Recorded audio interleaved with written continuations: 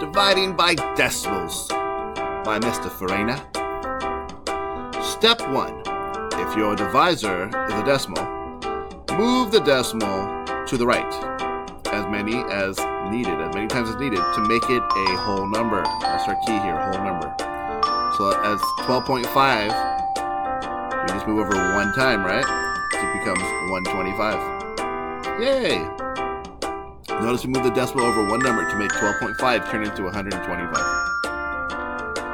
No, we're not done yet, guys. I'm sorry. Step 2, you're going to move the decimal and the dividend the same number of times you move the divisor. Think of the divisor as the boss, like the boss baby. If it says we move over one number, then the dividend moves over one time. If it says move over 5 times, then the dividend moves over 5 times.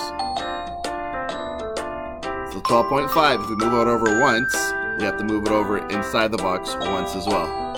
So 37.5 becomes 375.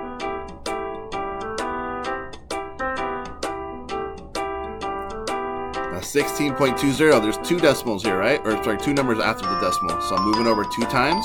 So inside the box, I have to move over 2 times as well. The decimal moves over 2 times on the inside and the outside. What you do inside or outside, you have to do inside as well.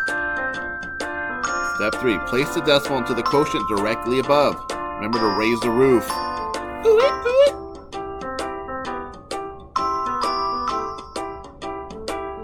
So 0.6, we move it over one time. I'm moving it over inside my box too, so it becomes 26.4. And then I just divide in there. 6 goes into 26 4 times, it becomes 24. 26 minus 24 is 2, bring down my 4. And then we have 6 times 4 again, right? Equals 24. Subtract it, we have 0. Now I just got to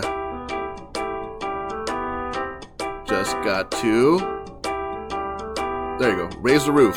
Bring your decimals straight up. There it goes. So we have 4.4. Hurrah, hooray.